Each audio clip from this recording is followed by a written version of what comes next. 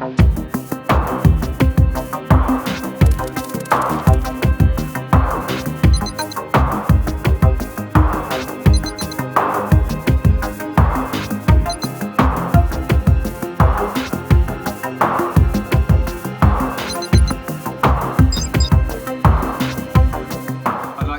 and thank David Triggs for joining us today to discuss COVID conundrums. Although I've known David for almost 2 decades, I'm still in awe of his passion for education, his drive to innovate and re-engineer the system. Plus, he's one of the few people that I can text at 4:30 in the morning and still get a response. David is presently a director of Pomegranate Education International Limited, starting life as a teacher, moving to a head teacher in 1994, before starting the AET, or Academies Enterprise Trust, in 2008. The AET grew to be the largest academy chain in England, 77 schools, and a turnover in excess of £300 million. A truly entrepreneurial track record in leadership and training. David stepped down from his position of the largest academy trust in 2013, and he now provides consultancy services to a range of businesses as well as educational and training industries. His professional qualifications include a National Leadership in Education, where he was actually part of the first ever cohort. He was Associate Head Teacher to the Specialist Schools and Academies Trust, plus he was the executive lead on the Executive Heads Programme for the SSAT, where he trained over 220 executive heads. Powerful resume, one that actually is still growing. First question, somebody who's that busy and with that much drive, how have you managed to cope during lockdown? Well, thank you first of all for a very generous introduction, Dean. I've forgotten about a lot of that stuff. The National Leader Education was 2006, which was a long time ago now, but I was delighted when it came about that time. How's lockdown been? Well, we moved 3 days before the government said you couldn't move house, so it was perfect timing for us. We had an old place, it's 17th century with additions to do work on, a nice large garden, and good broadband, which was the first time in 20 years we'd had decent broadband. So yeah, it's made my life very enjoyable. And lockdown really, if I'm honest, has just been something I've watched rather than felt I've had to endure. I haven't missed getting the train to London. I haven't missed lots of meetings. So yeah, it's been something that's been interesting. Give me a time to do some writing, do some thinking, and yeah, it's been fine.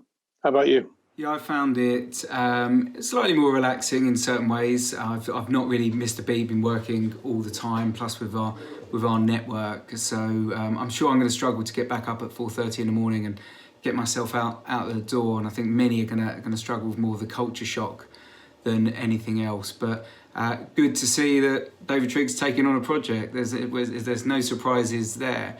I suppose just getting into those COVID conundrums and looking at what's going on at the moment within education. I think post-COVID, we're going to throw up more educational issues than we are logistical ones. And some of those gaps in learnings are Education Endowment Fund paper posted that the gains made by the most vulnerable over the last 10 years are about to be wiped out, and the Human Development Scale from the UN, which has never gone backwards in 30 years, is looking to regress 6 or 7. How is it that we're going to be able to bridge that gap in time to stop it affecting future generations in exam results, which will then affect social mobility, which will affect job prospects?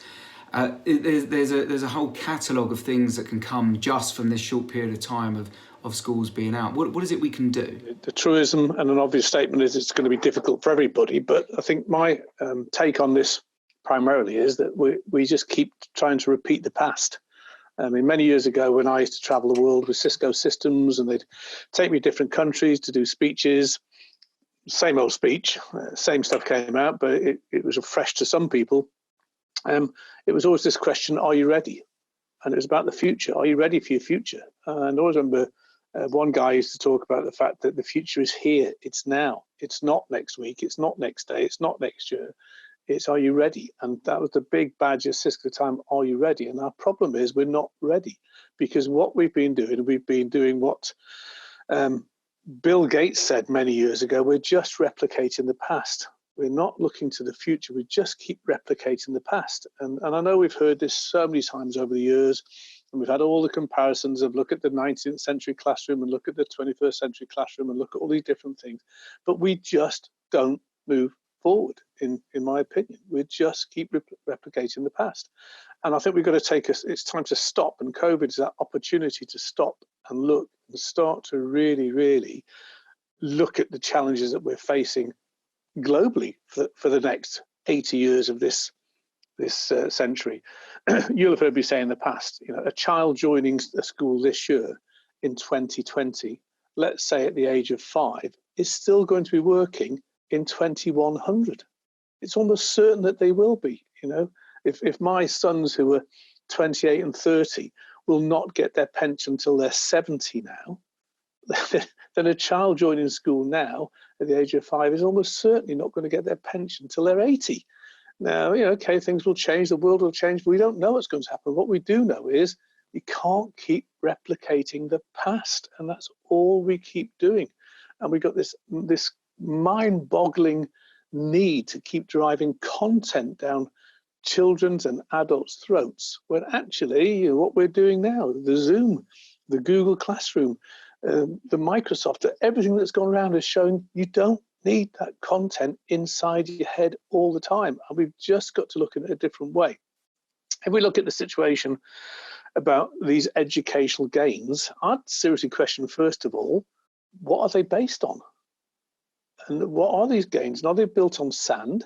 Because if they can fall back so quickly, if everything just fall down, a dreadful pandemic hits the world, but suddenly all these gains are lost, then we've got to stop and ask the question, what were these gains all about in the first instance?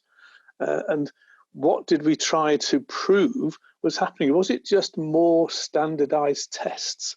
Has it just been because we've got some sort of simple measure that we've used that actually as soon as it breaks, it can't be sustained?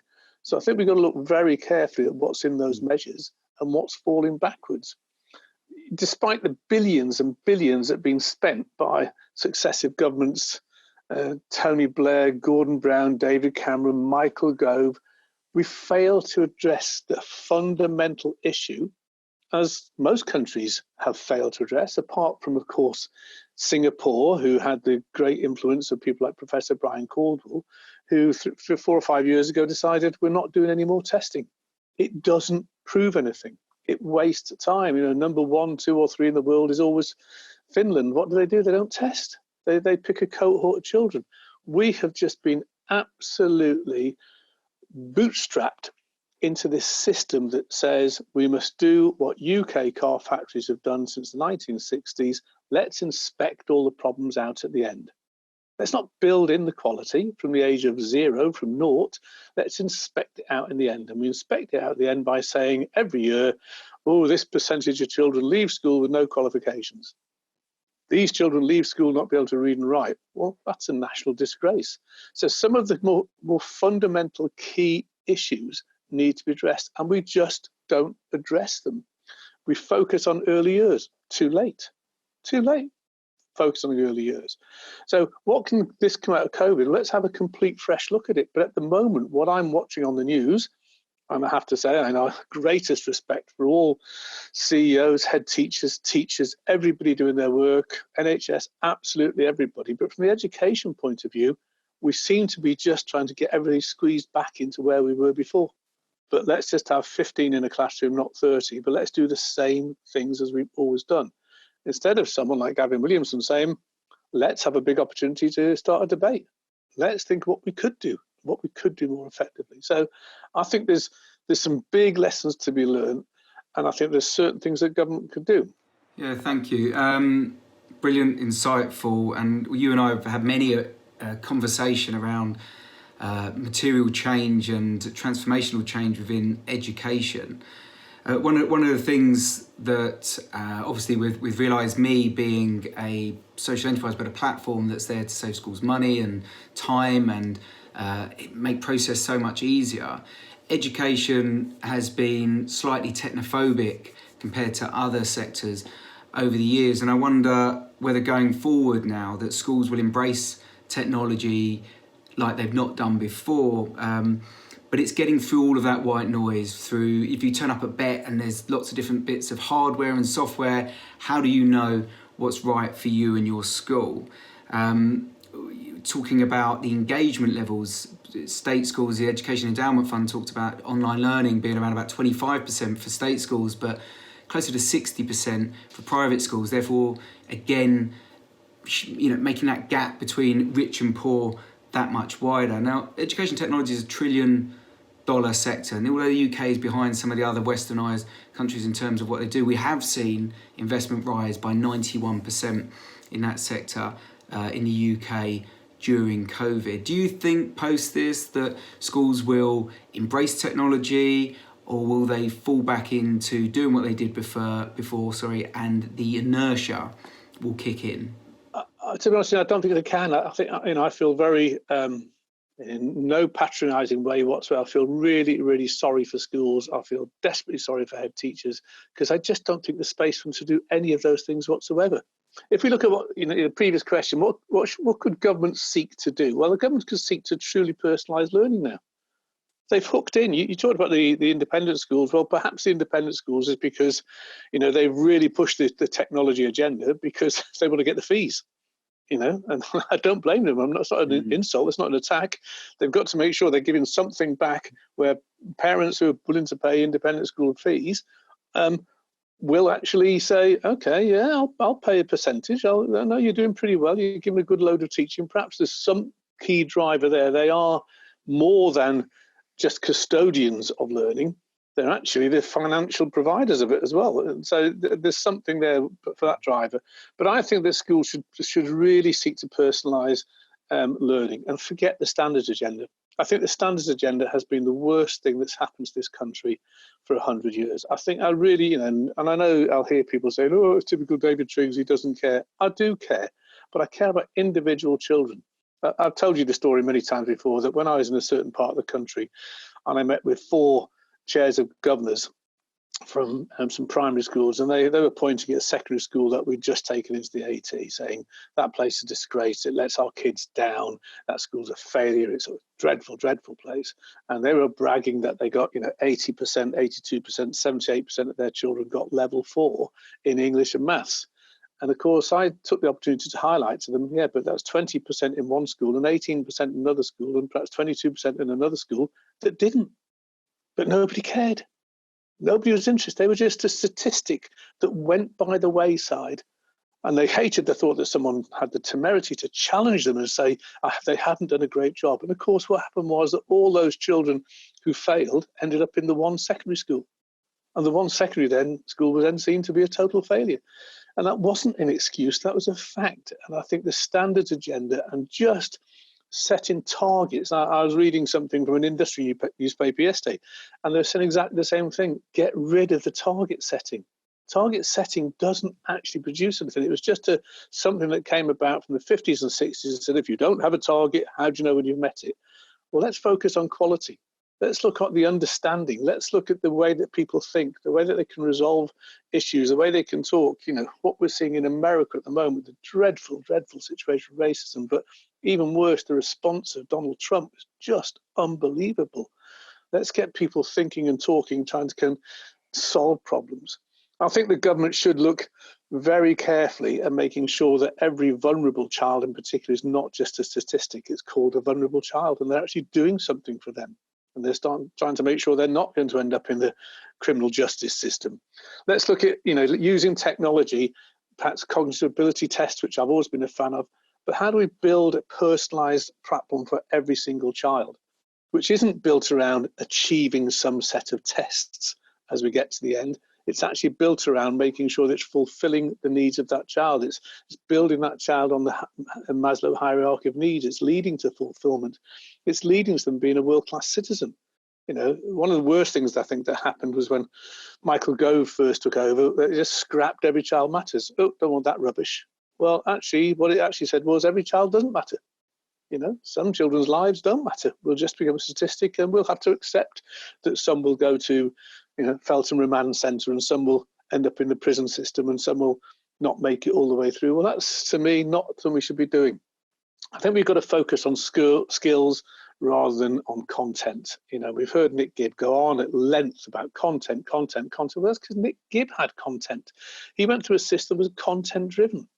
It hasn't solved any problems. Yes, of course you need to understand certain things, but we primarily in the 21st century, what employers want, and you as in the recruitment world, the challenges you're going to face, they'll be selecting the people who've got the best skills, not the best qualifications, not the best CV, not the best content knowledge. It's going to be skills based. Can they rationalize? Can they help the company to think anew and come up with new ideas and new industries and new business? And we're just not doing that. We're just getting children to pass tests, and that's it.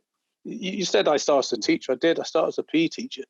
And as a PE teacher, what did I really want? I wanted every young person to go on and continue with sport or activity or health or do something. It wasn't just about winning a trophy. It was about making sure 100% participation. And yes, for those that could go on and play at the highest level, we had many successes. But it was, to me, 100% needs to get involved in some way, shape or form.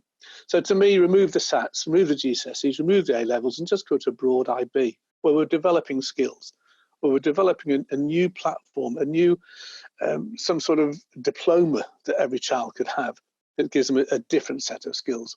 Develop a digital platform. I really like Yoti. I don't know if you've looked at Yoti. I think I did. I took you in there once. But Yoti are doing a lot now, and they have a solution. They've got one of the perhaps small component parts, which they're working with a company called Frank D, where people can now go for a test.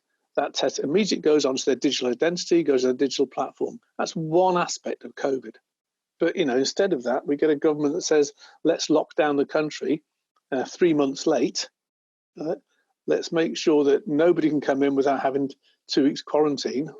Sorry, when actually the answer sits in so many different ways in the digital world, in the technology, which, as you say, the investment in the UK is huge.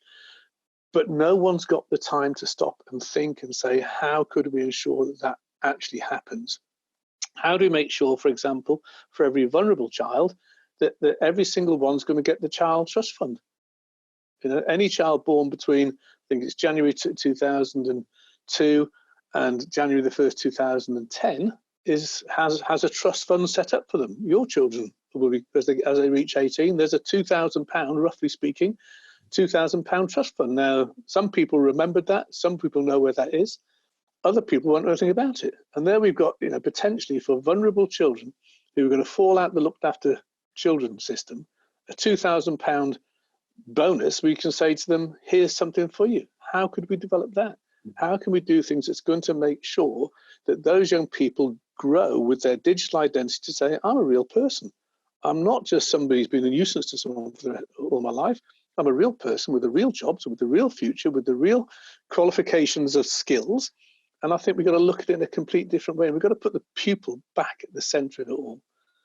Sorry to go on that, but I think this is absolutely clear that what we've done, we've just let the government let things run away with systems, processes. And a good friend of mine, Lord Mawson, many years ago used to say it's about people, not processes. And that's what we've done. We've just tied up with processes like that can be defended. If you have a process, if you've got a statistic, you can defend it. We're seeing it with the testing in COVID. What's the number? Well, it's not about what's the number. It's about what's the impact and how are we getting people to take responsibility, personal responsibility. We've seen Sweden where it worked to a degree, but there's lots of fears of all that now. But we just keep doing the same nanny state stuff, saying we've got a statistic, we've got some data, we've got companies that we're now hiring in without any procurement to manage that data. But how do we actually use it effectively rather than just go numbers, data? And sadly, that's where schools are about. So when you go back to your question about, do I think schools will do it? No, I don't think schools will do it because schools aren't trying to do it. It's not on their agenda. What's on their agenda is get the children back into school. And let's go back to what we were doing. Let's go back to having 30 in a class. Let's go back to getting ready for their SATs test or for their GCSEs or for their A-levels or for their IB. Let's go back, let's go back, let's go back. And that's the problem. Head teachers have got nothing else to stop that happening. So they are driven by Ofsted. They're driven by safeguarding. They're driven by the Department of Education. They're driven by ministers who tell them they must become academies or must not become academies or must do this or mustn't do that. They're driven by a standards agenda. They're driven by completely results orientated. They're driven by the fear of going into special measures. They're going into fear, is their school going to get taken over? And what we've created is a fear-driven environment where nobody will actually take a chance. So, I'm sure there will be, and I'd be delighted to hear from them. There'll be head teachers out there, but not many who will actually take the risk and do what's really needed at the present moment and say, stop, pause, let's press the button and simply say, start the discussion. What could we really do? What could be exciting? What could be different?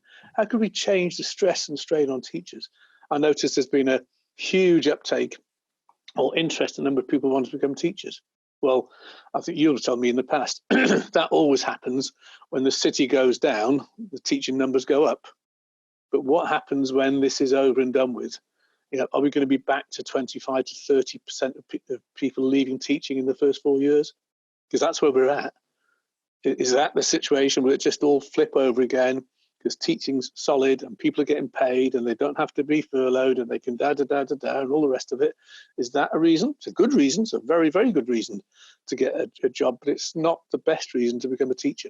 It wasn't the reason I became a teacher. So, I think we've got lots of challenges and faces. And if it's just going to be put people in, they come through a process and become a teacher, and in 4 years' time they say, I'm out of this. This is just a nightmare.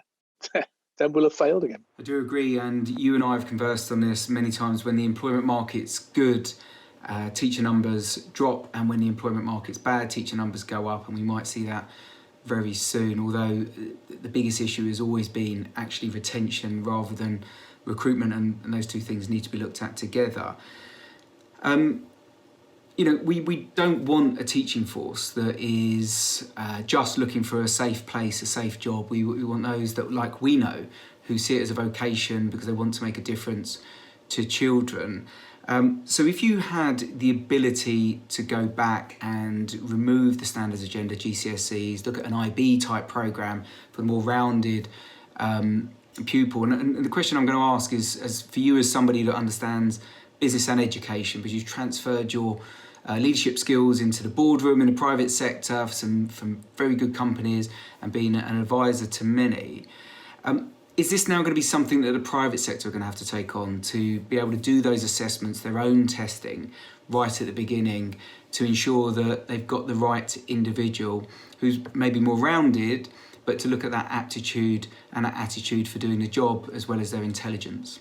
I think that all of those things are difficult. And what's the answer to that?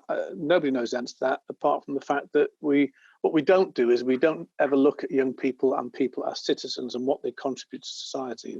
I don't know if it was JFK, but someone said, think more about what you can do for your country and less about what your country can do for you. And sadly, I think that's very, very pertinent in the UK at the present moment.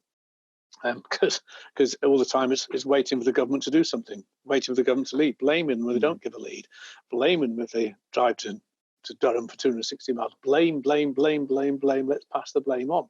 So I think there's some key issues there. I think some key issues that need to be addressed as far as the actual, what would you do if you had the freedoms? Well, I'd look very carefully at the skills for the 21st century. I'd look very carefully at the World Economic Forum skills first and foremost, and I'll come back to the business side in a moment. But when we start to look at what those skills are split up to, and I can send you a slide on this that you can, it's all out there, but I'll send you a slide on it anyway that they can publish. When you look at those skills, they're split into three areas: foundational literacies, competencies, and character qualities. Okay. What we see in the current UK system, which was put in many years ago when every other country in the world was scrapping a national curriculum, we put one in. What a load of nonsense. Absolute nonsense. And we should be looking at literacy, numeracy, scientific literacy, ICT literacy, financial literacy, cultural and civic literacy, all of those under that concept of foundation literacies. We should be looking at the competencies around critical thinking, about problem solving, creativity, communication, and collaboration. Those are absolute key competencies for the 21st century. Do you have the ability to critically think? Can you actually work something out, or do you just become another piece of cannon fodder and wait till you're told what to do? This is what I hear from the CBI all the time. People saying we haven't got young people who think. Well, of course they haven't. Of course you haven't got young people who think. I can remember hearing A-level teachers saying to me, David, it's terrible. These kids, they come through education, they get to 16, they get great GCSEs, and then when they come to the A-level, they can't think. They can't do it for themselves. And I used to say, well, why are you surprised? We've just spent the last 11 years shaping them to be in a certain dynamic, to get this round peg in this very square hole and make it just about fit and get the GCSEs. And then we ask them to be free thinkers and take notes on their own and do things creatively. Why are we surprised? And then third group, these characteristics about curiosity, initiative, persistence, grit, this whole concept of adaptability, leadership, social and cultural awareness. I just don't see those. I see bits of it, elements of it in the national curriculum, but they're just there because someone's probably said somewhere along the way, well, we've got to have some of these things, we've got to have this grit, we've got to do these things. And instead of that, why are we not building a curriculum? Why are schools not looking at the World Economic Forum skills and saying, if we really want to do a job for our young people, the job is not, we know we can't avoid this because the examinations are there and we'll be absolutely hammered if we don't get the children through their SATs and we don't get 95% getting this and so many children getting their GCSEs and their A-levels. But actually, the real service for young people is to build those foundation literacies, those competencies, and those character qualities for every young person. Now, what I'd hate to see is then you measure the children against them, because you're just back to square one again. Because what you've got is teaching to the foundation literacy, teaching to the competency, teaching to the character qualities. And that's not what it should all be about. I remember many years ago when I did a part-time BEd, and the lecturer at Reading University said, you PE teachers are the luckiest people in the world. You don't have any curriculum framework to work to. You can do what you want. You really love a sport. You let that passion shine through. You can want to do things, you'll do things. But you want every child, you realise that every child can't sprint at a certain distance, and they can't jump a certain height, and they can't bounce a ball so many times. But what you can do is you can do what you believe in and what you're passionate about. And what I think is happening in education is we've lost that passion, and we've lost the freedoms of the teachers to be that specialist, to be that great teacher, the people that we all remember, the character. Because what they've got to do is they've got to answer the questions of the deputy head walking around with the flip chart, doing their lesson checks and their learning walks and monitoring again. And why are they monitoring again? Because they don't trust you. It's about trust. The government doesn't trust the head teacher. They don't trust the governors. The government doesn't trust the governors. The governors don't trust the head. The head doesn't trust the deputy head. The deputy head doesn't trust the teachers. And on it goes. And it's all about compliance. So what should we be doing? I think realistically, we should be reducing the powers of Ofsted and stop it being a compliance division, because that's what it is at the present moment, making sure that everybody complies. Now, I've always had a view that in corporates and big companies, there is always a compliance department. But it's not a compliance telling people how to run their company. It's simply saying, look, you can be as creative and exciting as dynamic, but you've got to meet certain constraints and certain compliance. You've got to be legal. It's got to be, fiduciary's got to be correct. It's got to be well organized. It's got to meet all legal requirements. But no, you can do what you want apart from that. We've got to inspect for underperformance, not for a control agenda. Make the inspectors do something, but not about trying to take control. Sadly, when Michael Wilshaw came in to Ofsted, and I like Michael, great guy, very funny, very capable, knows his stuff, but it became about compliance. It became every school should look like this, and every school can't look like this. Every school should have a leader who wants their school to be the best for those children, against a framework which I would say is more around the World Economic Forum skills and qualities and characteristics, and is ever about a national curriculum. I think we've got to scrap the national curriculum and let pupils determine their own needs, their own future, their own curriculum, which they can do now. The technology is there. If the bright young people, the ones who have had the most opportunities in life, will currently be 15, 16, 17 years of age and saying, why am I going back to school? I can do all of this. I can get the qualifications I need. I can get the support I want. I can get the teaching I really want. I can do all that. Well, what I've got to go back to school for? And there'll be some seriously challenging questions. And I think there'll be some shocks to teachers as well, particularly in the secondary sector, because a lot of young people are going to come back saying, yeah, I know that. I know how to do that. I've been looking at myself, actually. I don't need you to tell me that. I mean, I can remember back in 1998 being in Australia speaking at some conferences, and I visited Glen Waverley College. And in those days, 1998, the sixth formers only came to school to ask questions because they did all their work online. They came in to challenge the teachers. When I came back to the UK and said that to UK teachers, there was like, oh my, we're not having that. No, thank you. No, our job is to give them this little bit, pat it in, right? And we'll test it. But we're not having that. We're not going to be challenged by these young people. And I thought, what a phenomenal way to do things. To have young people who knew how to learn, who had the skills, and then came to school to really challenge the teachers. I think we can look at feedback. It's in the Education Endowment Fund. Feedback is number one. Feedback, as Ken Blanchard says, is the breakfast of champions, and we've got to get that feedback loop going better. That we've got to go back and look at careers again, and get it away from some friends of government who suddenly gets a contract to run a career service. We've got to really, particularly as the future now, if there's going to be so many millions of people unemployed, then work experience, opportunities, getting people to think about their futures are going to change. So we really got to look at that. I think we've got to reinstate practical vocational qualifications. When we moved in here, and we have a summer house, and one of my sons is a pilot, but unfortunately he's not flying at the moment, obviously, and he wanted to build a bar in the summer house. But I didn't realise he had no practical woodwork skills whatsoever. Now, he's done a fantastic job, and because what's he done is he's been on YouTube, and he's been on different internet sites, and he's learned how to do things, and he's learned about the drills. And with my woodwork experience of my former life, I was able to give him a few pointers with else, but he had no practical hands-on skills whatsoever. But now we have a decent bar, we can go into the Jolly Robin most evenings and have a beer once we've finished in this very hot weather. I think we've got to focus on ensuring that every young person's got, as I said earlier, good basic literacy, IT literacy, numeracy. I think we've got to abandon the excessive expensive senior leadership teams. I think schools have got to look at it again. I mean, most industry has scrapped that middle management and senior management layer, and we've just got to get rid of it. They're just anachronism from the past. They're just a holdover from a head teachers like me. I did it. I don't deny it. Actually said, there's me, there's 2-3 deputies, there's 5 senior teachers. It's gone. The technology can do their work. You've got to get rid of that and use the funding to develop teachers and to recruit more teachers and to give teachers more autonomy. I've got to use science and technology facilities more effectively.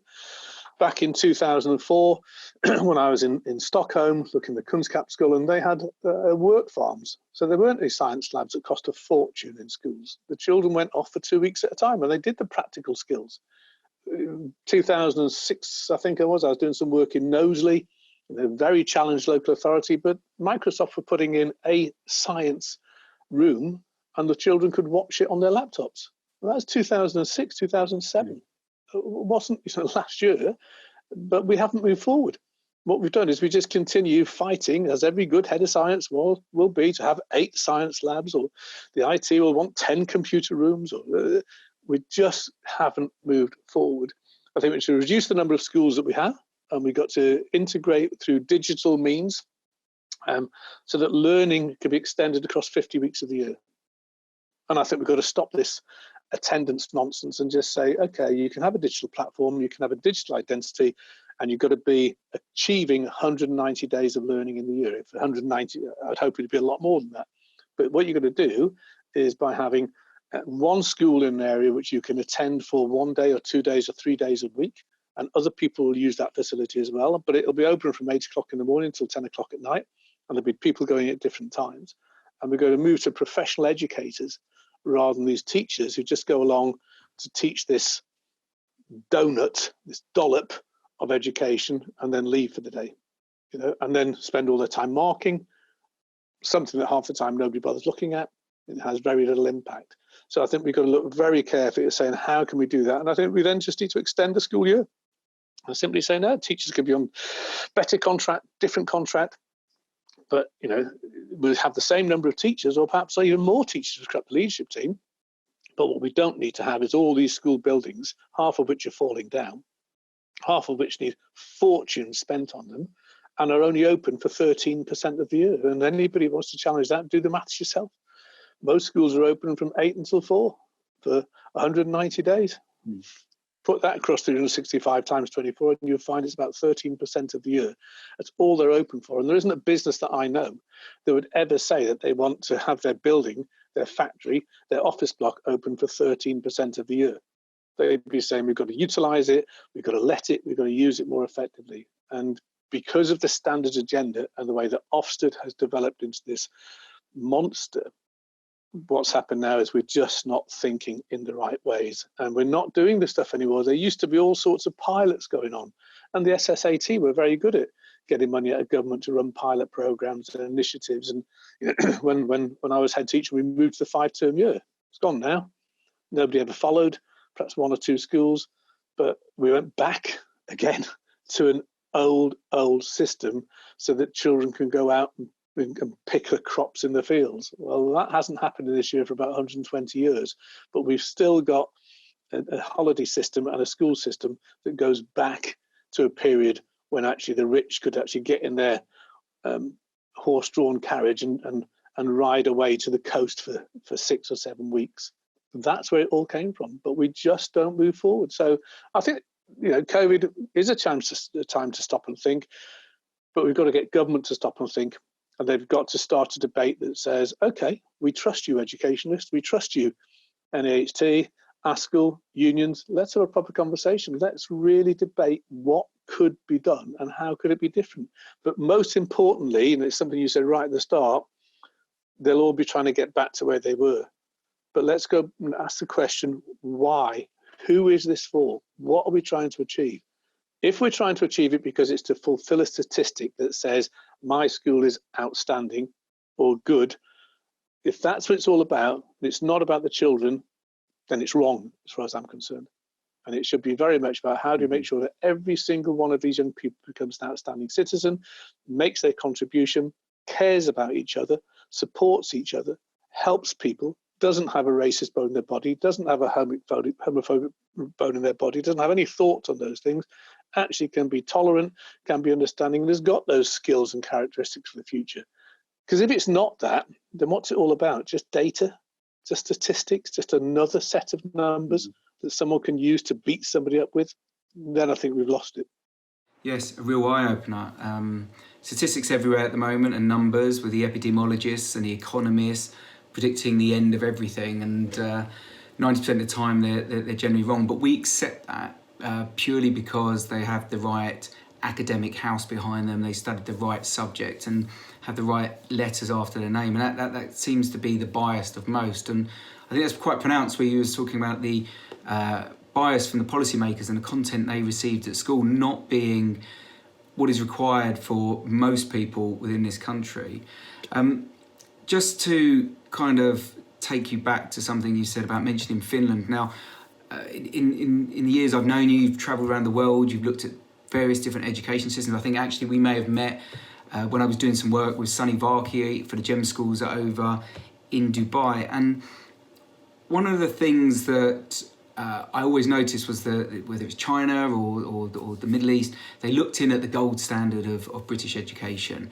Do you think the barriers that COVID has now brought with it will end that, these overseas bodies looking in to see how we do it with our schools over here? Or do you think that they'll be able to work across those borders and this will be a continuation? I think that's a possibility, but I actually think it'll go the other way. I think that this will get people to collaborate more.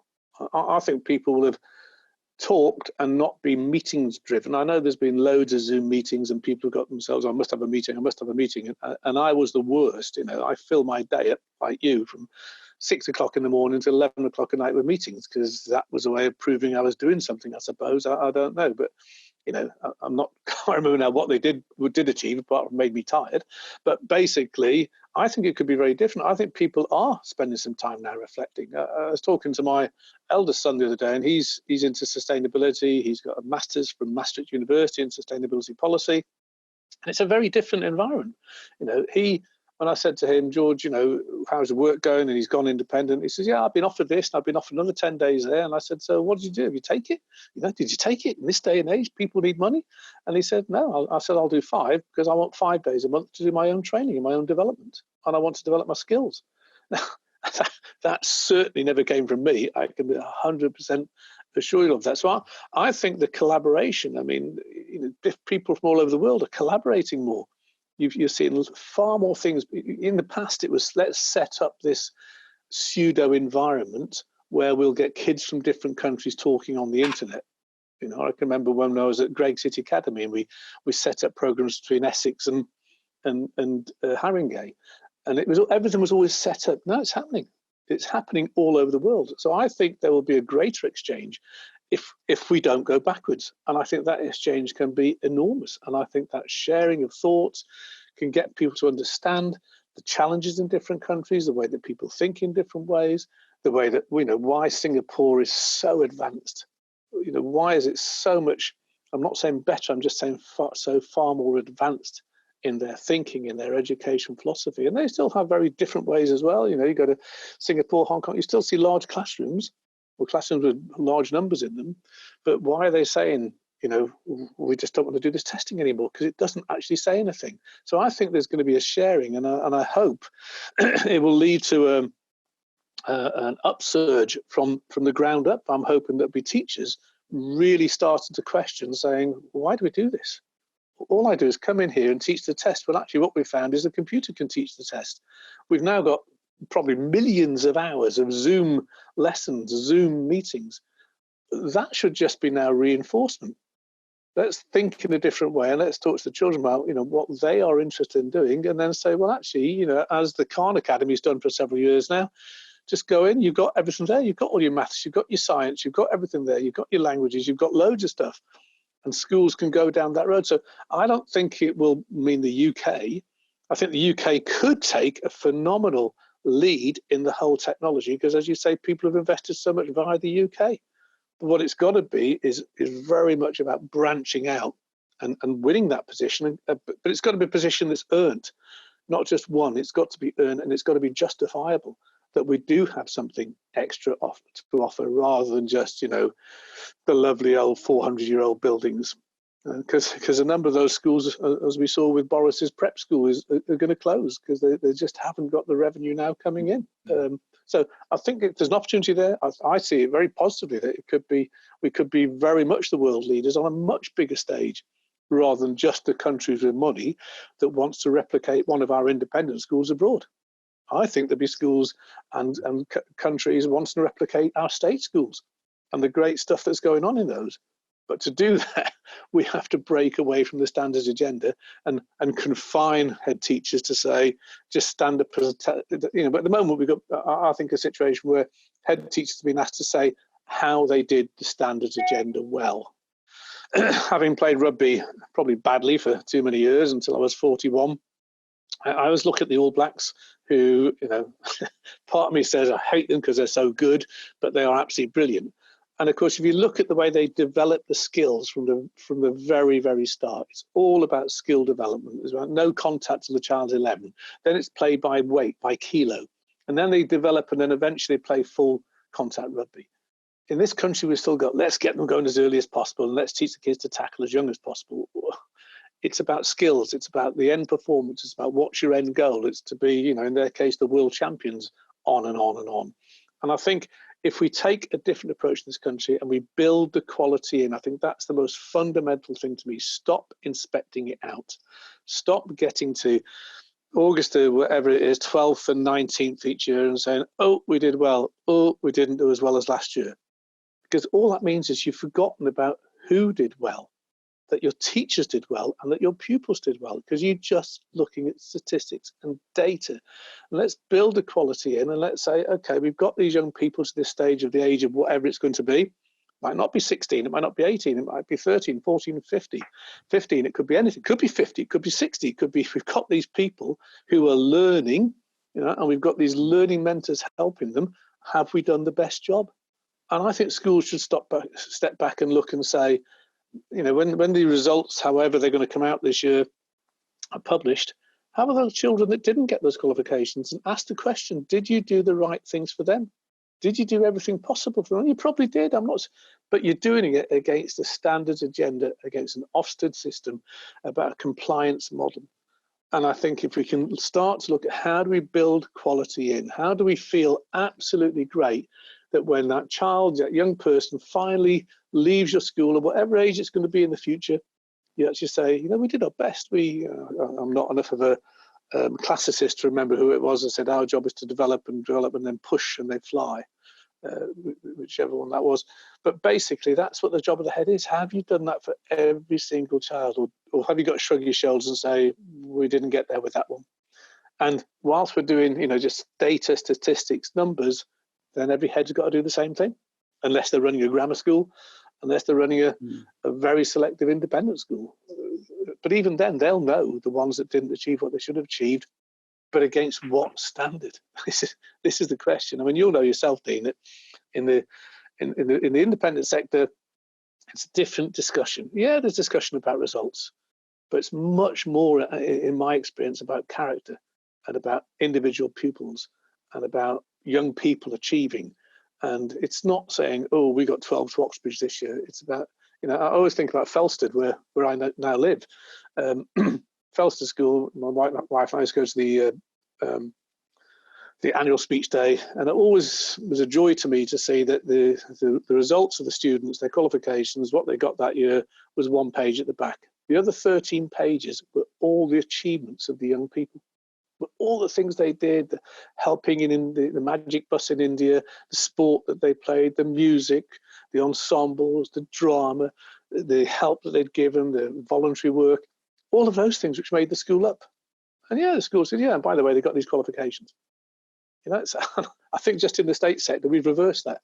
And we want to really be heavily into saying qualifications are, by the way, they played a bit of sport. Well, that's not a model we should be doing. And I think, go back to your question about technology, all of these things can open up for young people so many more opportunities. So I would hope we could say to young people, don't be despondent, don't be depressed. I've seen too many situations, one today where a young person saying, I should have been doing my GCSEs and it's actually ruined my life. I don't know what my future is. Well, Peter, whatever his name was, said years ago, it's your job to actually, if you want to know what the future is going to be, invent it. Go forward with it. Do it yourself. And I think we've got to get young people to use what's come out of this with the connections, the networks, the communities, everything they've developed, and actually take charge. And the teachers take charge. And the head teacher should just be steering. They shouldn't be rowing. They shouldn't be battering. They shouldn't be hammering. They should be steering and rowing and just monitoring and checking that young people are doing what they need to do, and make sure that they are on track to be that citizen that's going to help this country. I'd just like to say thank you. Insightful, educational as always, all of our chats are. And I think there's lots that others can take away from that on maybe ways we could re-engineer the system and make some significant change. And we'll catch up again when it's all over and see where it all ended up. Yeah, my pleasure, Dean. Thank you very much. And I'll look forward to boring you at breakfast in the not too distant future. Yeah, breakfast not too far away. I look forward to it when things are a bit more normal. Okay, David, thank you and goodbye.